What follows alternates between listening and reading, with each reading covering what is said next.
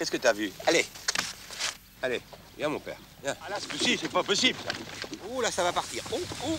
Ourasi, le roi fainéant, paradoxe d'un surnom pour celui qui reste encore le plus grand champion de l'histoire du trône.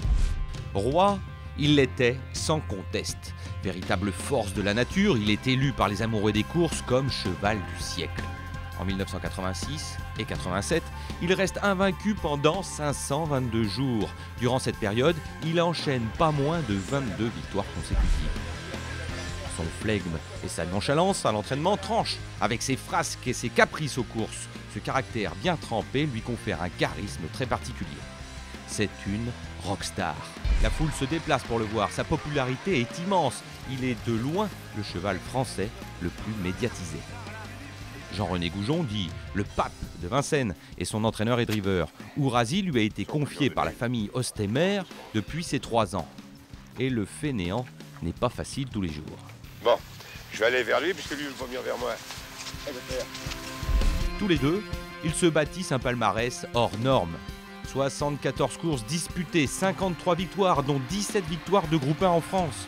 Au total, ils cumulent près de 3 300 000 € de gains.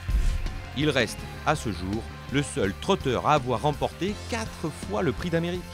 En 1986, 87 et 88, il signe déjà un triplé historique avec son mentor dans ce championnat du monde du trot. Allez mon fiston, c'est fait, tu l'as gagné ton 3e prix d'Amérique. L'année suivante, François Mitterrand, président de la République, fait même le déplacement sur l'hippodrome de Vincennes pour assister à un quadruplé inédit annoncé de tous. Mais le roi, perturbé par la ferveur qu'il génère, n'arrive pas cette fois à uriner avant sa course, comme à son habitude. Petite cause, grands effets. Sa performance n'est pas à la hauteur de son talent. Il n'est que 3e. Oh là là, je crois qu'Ourasi est battu. Il est battu même par Patin d'amour. Ah, c'est affreux, c'est horrible. Ça fait partie du jeu, comment? Exactement. C'est pour ça. Comme ça l'année prochaine, on aura moins de pression sur la tête. Moins de pression dans la tête peut-être, mais sûrement trop dans le cœur. Jean-René souffre de cette contre-performance et fait un infarctus. Il raccroche les gants à 61 ans.